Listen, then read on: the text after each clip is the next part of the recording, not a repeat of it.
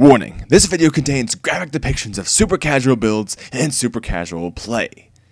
Viewer discretion is advised. Alright, hello and welcome back to another deck profile. Now this one was something that was previously featured on the worst deck of all time series, just like Lord of the Red actually. I'm kind of going back and revisiting some of those decks that I actually really liked from that series, because I think I'll be starting it up again soon. It'll just take about a month because of a very weird internet situation I have going on. But anyway, so we're going to be taking a look at this again today. Now, not much has changed, but a few cards and a few changes to the ban list have made this a bit better. Now, we obviously have 3 copies of Chulainn. I know how to say it now. Yes, that's the correct way to say it. I know that now after the last video. Thank you to everyone who corrected me the first time. But it can only be summoned with its ritual, obviously, in Advanced Ritual Art. And once per turn, you can remove from play 1 normal monster in your graveyard, and this card gains attack equal to that normal monster's attack until the standby phase of your next turn. So we basically just use a whole bunch of, 1900 and 2k level 4 beaters to boost this up to 24, 25, and some stronger normal monsters to boost this up to 3k and above from there. 3 copies of Manju just because he can search Advanced Ritual Art, her, or her ritual spell. 3 copies of Rescue Rabbit, which is a decent boost as well, just because it lets us go into some free rank 4s, things of that nature. The extra deck isn't correct. Hang on. Now the extra deck is correct. I have to transfer stuff onto a different computer to actually get the replays and transfer them back to our cord. So I changed the deck on there and didn't make all the changes on here. But now they should be all good. But yes, Rescue Rabbit for some quick rank 4s for Castel Tornado Dragon, so it essentially lets us out, any monster or spell or trap, which is pretty good there. 1 copy of Trick Clown for Brilliant Fusion, 2 copies of Gem Knight Crystal, and 3 copies of Gem Knight Garnet. We run 3 copies of Garnet because we have Unexpected Die and Rabbit, so if we end up using up one of the Alexandrite Dragons, we can go ahead, we still have Garnets to special off of Rabbit, Die, and resolve Brilliant Fusion. And Crystal just because he's a strong Gemini target that we can send off of Brilliant Fusion, so we can boost Chulainn up to 2950, up to those masterpiece stats. 2 copies of Alexandrite Dragon. It's a light, so we can send it off of Brilliant Fusion for Seraphonite if we, don't have a Trick Clown or don't want to send. It's better to send than a Chulainn or a Manju, essentially. So 2 copies of that. We can also send it off of Shrine to set up some attack boost for her, although we'd usually be sending Blue Eyes White Dragon first because obviously it's the strongest normal and puts her up to 3500.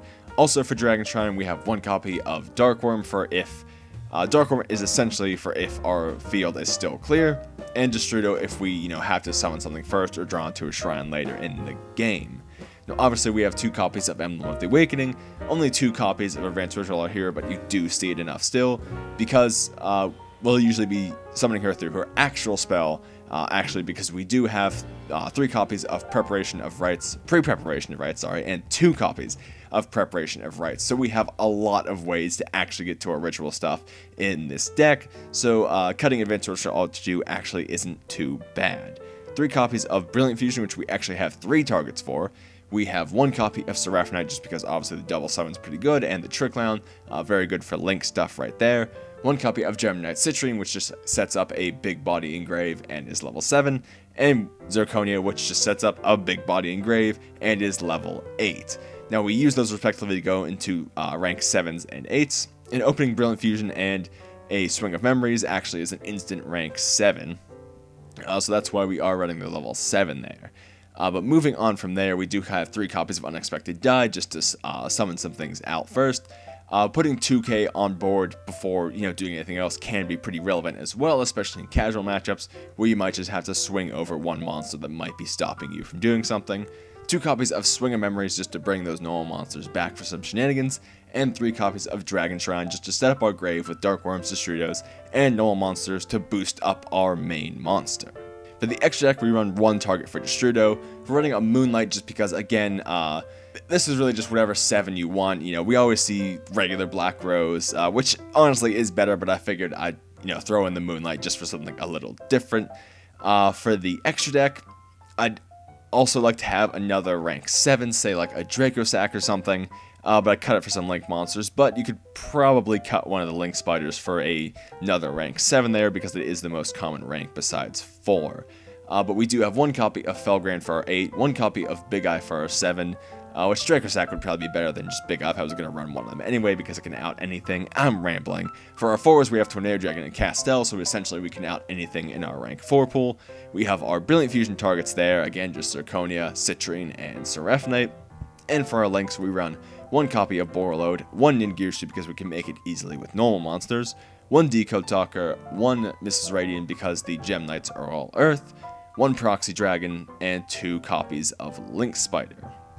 So pretty standard stuff right there. Actually, I should probably cut Link Spider to 1 as well. I don't know, the extra deck's weird because you don't use it that much. Like, I figured I'd actually be making more Link plays than I was.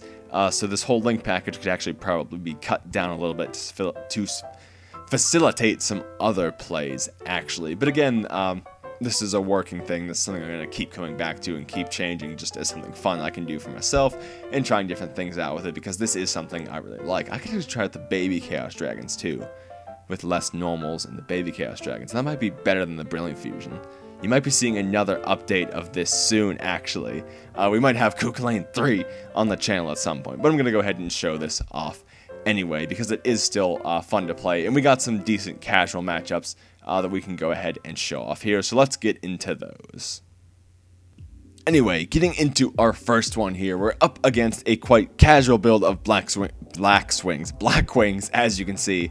Obviously Circle of Dawn, and basically worst Call of the Haunted. Blackback, that's, okay. But, so basically some casual Blackwings here, but again, we're playing a very casual deck. This is even casual from my standards. So we're gonna go ahead and roll some casual ones here, if you all don't mind. But anyway, we'll just go ahead and get into it. Why did it swap? I did not say swap, I said play. So we'll go ahead and start off with the Rabbit, which is going to get hit by the Bottomless he has set. Obviously, Bottomless broken. We'll go ahead and Unexpected Die out into the Garnet. Now, I fucked up here. I, for some reason, thought I didn't normal summon yet, even though I obviously summoned Rabbit. So I was going to do some stuff with Trick Clown, but it would have been better if I'd actually used the Trick Clown instead of the Advanced Ritual Art and the, what's it called, in hand. The Ritual... Emblem of the Awakening in hand to summon it, so I could have actually made a Tornado Dragon there.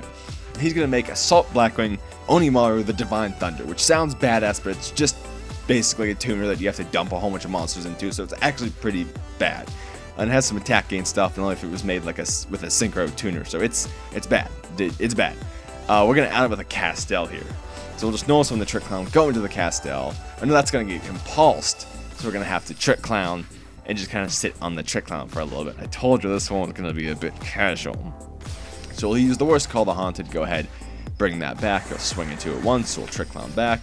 He'll let it go. I don't know why he let it go, I guess he just assumed it was indefinite, but whatever. We'll actually go ahead and send the Destrudo, go ahead, use Moonlight, bounce that back, and go ahead and swing over the Sirocco, the Dawn, I believe it's called. So it was actually better than Black Rose because I cleared his field and left us with something. How about that? Black Rose better than Black Rose.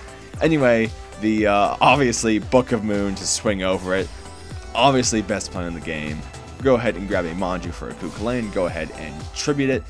Banish the Blue Eyes so I can swing over the Sirocco the Dawn.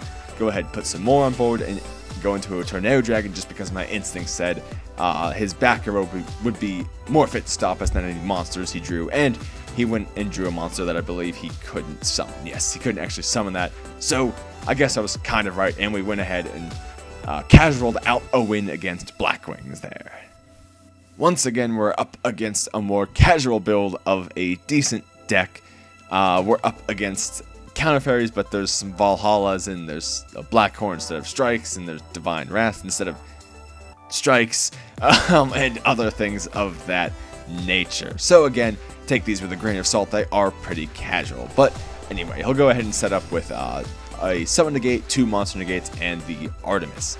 Now, in an attempt to not give him any cards off of that, I'm just going to go ahead and Null Summon Garnet, swing over that, grab some cards and pass, just because he didn't really have anything to out. Like, I had a Big Eye play, but it wasn't really worth it.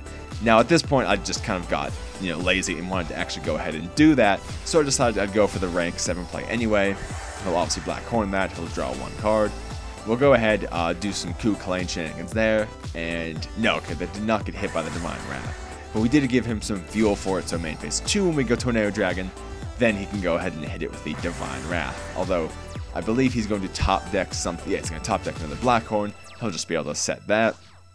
And we get Unexpected Die, so we're actually able to go ahead and Chulainn again here, using the Zirconia as tribute to set up a big monster in grave, and go ahead and leave him with 50. Now, I actually did have a live Destrudo in grave as well, so I could have put game on board right there, but he didn't top deck anything that could have actually saved him, so we had game there anyway. But anyway, that'll do it for our second look at Chulainn here. The Rescue Rabbits helps, obviously the Destrudo and Dark Worm help, obviously. Again, I could try out maybe some Chaos Dragon stuff in this, or if you guys want to try that out and show me the results of that, you can reach me, on the Twitter. I'll have a link to that down in the description. Also in the Discord, if you want to reach me through those ways. And while we're speaking of links in the description, I'll also have a link to my Patreon down there. Supporting me on Patreon will get you extra duels that don't make it into these videos, into the final cuts of them, but no usual content or anything will be gated off, so no pressure to support, but if you have a little extra to give, it would be greatly appreciated. But anyway, thank you for watching, and I'll see ya later.